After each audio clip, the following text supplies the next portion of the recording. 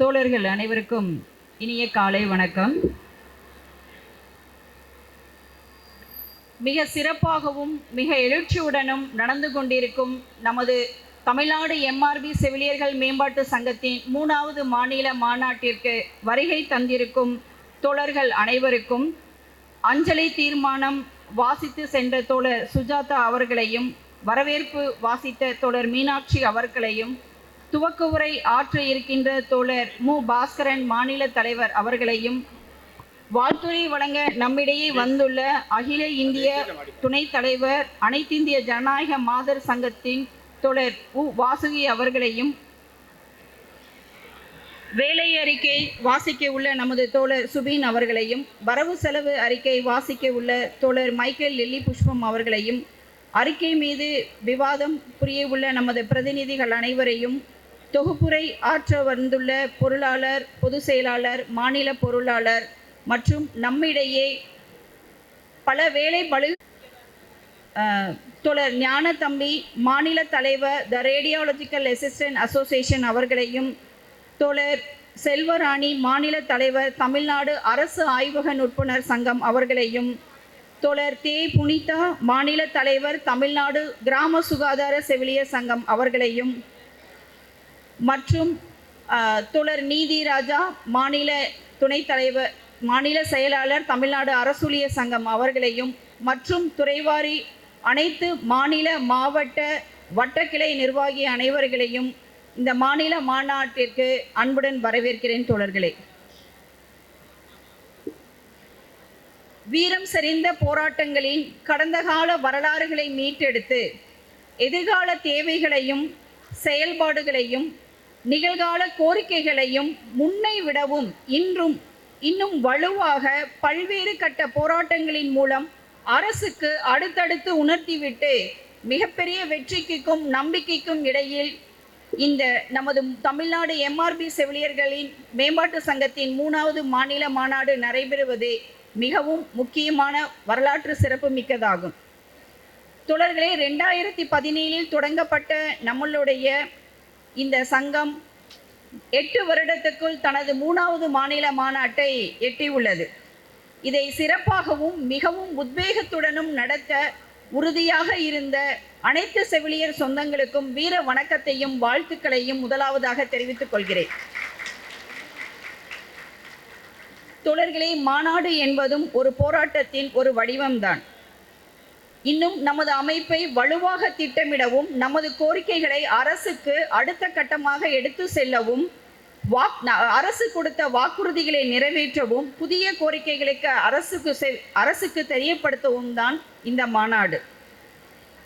தமிழ்நாடு அரசூழியர் சங்கத்தின் ஸ்தாபன தலைவர் தோழர் எம்.ஆர். அப்பன் அவர்களின் கூற்றுக்கிணங்க, நாம் இதுவரை பெற்றுக்கொண்டிருக்கின்ற அனைத்து உரிமைகளும் எவ்வித சமரசமின்றி நம்மளுடைய போராட்டத்தினால் கிடைத்த உரிமைகள். இது அரசினுடைய கருணையினாலோ காருண்யத்தினாலோ கிடைக்கப்பட்டவை அல்ல.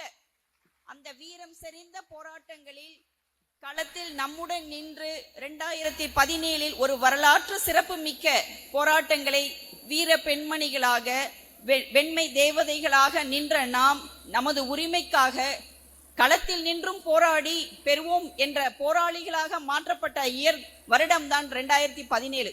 அன்றிலிருந்து தொடங்கி இன்று வரை ஒவ்வொரு போராட்டமும் நமக்கு மிகப்பெரிய ஒரு வெற்றியையும் வரலாற்று சிறப்பையும் தான் கொடுத்துள்ளது. அந்த வரலாற்று சிறப்பு மிக்க அத்துணை போராட்டங்களுக்கும் நம்முடன் உறுதுணையாகவும் இரும்பு கரம் கொண்டு நம்மளுடைய வழிநடத்தவும் நமக்கு உற்றுணையாக இருந்து கொண்டிருக்கின்ற தமிழ்நாடு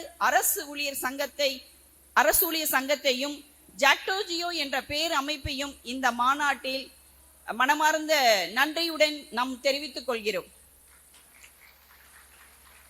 எல்லாருக்குமே தெரியும், நம்மளுடைய 2017 போராட்டம் எவ்வளவு இன்னல்களை தாண்டி வந்த பொழுது உறுதுணையாக உற்ற தோழனாக இருந்து இன்று வரை நம்மளை வழிநடத்தக்கூடிய தமிழ்நாடு அரசூழியர் சங்கத்துக்கு எங்களது நெஞ்சார்ந்த நன்றிகளை தெரிவித்துக் கொள்கிறோம். சங்கம் என்பது ஊழியர்களின் நலனுக்காகவும் உரிமைகளுக்காகவும் மட்டுமல்ல, பொதுமக்களுக்கு வாழ்வாதாரத்திற்காகவும் அவர்களின் நலனுக்காகவும் இருப்பது. அந்த ரீதியில் நம்முடைய மேம்பாட்டு சங்கம் தொடர்ந்து பொதுமக்களின் நலனுக்காகவும் சமூக பாதுகாப்பிற்காகவும் சிறப்பான பணிகளை செய்து கொண்டிருக்கிறது. மருத்துவத்துறையில் முதுகெலும்பாக செயல்படும் செவிலியர்களின் பணிங்கிறது மிக மகத்தானது. ஆனா அந்த செவிலியர்களுக்கான அடிப்படை உரிமைகளும் அவர்களுக்கான நியாயமா கிடைக்க வேண்டிய உரிமைகளும் கிடைக்க பெறுதான்னு பார்த்தா மிகப்பெரிய கேள்விக்குறியா தான் இருக்குது. இன்னும் இன்றளவிலும் கூட அனைத்து மருத்துவமனைகளிலும் ஆரம்ப சுகாதார நிலையங்களிலும் 1/3 செவிலியர்கள் மட்டுமே தான் இருந்து கொண்டிருக்கின்றன. இன்னைக்கு கூட இந்த மாநாட்டில் கலந்துக்கிறதுக்கு யாரோ ஒரு செவிலியர் 24 மணி நேரம் பார்க்க போனாதான் இன்னொரு செவிலியர் இந்த மாநாட்டில் கலந்துக்க முடியுங்கிற ரீதியில நம்மளை இன்னைக்கு எண்ணற்ற பேர் வந்திருக்கோம். இது மட்டும் இல்லாமல் 1/3 இருந்தே நம்மளால 100% 100% பணிகளை மிக சிறப்பாகவும் எந்தவித தொய்வும் இன்றி நம்ம செஞ்சு கொண்டுட்டு இருக்கோம்னா எந்த அளவுக்கு உழைப்பு சுரண்டலும் நம்ம மீதான அதிக பலுவும் நம்ம மேல ஏற்றி இருக்குது. இதையும் கடந்து நம்ம செஞ்சுட்டு இருக்கோம். அப்படிங்கும் போது நம்மளுடைய உரிமைகளை மீட்டெடுக்க வேண்டிய மிக சிறப்பானது ஒரு காலகட்டத்துல நம்ம இந்த மாநாட்டை நடத்திட்டு இருக்கோம் தோழர்களே. தமிழகம் இந்தியாவிலேயே மிக முதன்மை மாநிலமாக மருத்துவத்துறையில நிகழ்ந்துட்டு இருக்கு.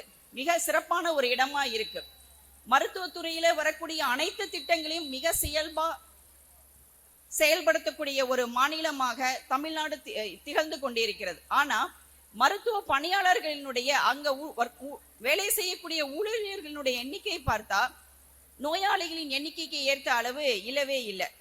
WHO நார்ம்ஸ் படி 100 பேருக்கு 3 செவிலியர்கள் என்ற வீதம் இருக்கணும். ஆனா இன்னைக்கு அது 1.9% மட்டும்தான் இருக்கு. நிதி ஆயோக் 2021 அறிக்கையின்படி 48% மட்டும்தான் ஊழியர்களுடைய சதவீதம் இருக்கு. அப்ப 50% கூட ரீச் பண்ணாத தமிழகம் அனைத்து விதங்களிலும் முன்னோடிகளாக இருந்துகிட்டு இருக்கு. அப்படின்னா இதுக்கு பின்னாடி இருக்கக்கூடிய செவிலியர்களின் மிக முக்கிய பங்கை இந்த தமிழக அரசு உற்று நோக்க வேண்டிய மிக முக்கியமான ஒரு தருணம் இது. தொடர்களே, எதுவும் தானாக நடக்காது. ஒன்று நமக்கு நடக்க வேண்டும் என்றால் அதற்கான உழைப்பை நம்மால் கொடுக்க முடிந்தால் அது நிச்சயம் நடைபெறும். நல்லவர் லட்சியம் வெல்வது நிச்சயம். சந்தன காற்று நம் ஜன்னலில் வீசட்டும். நாளை சரித்திரம் நாளை நமது வரலாறு பேசட்டும். வணக்கம். நன்றி தோழர்கள்.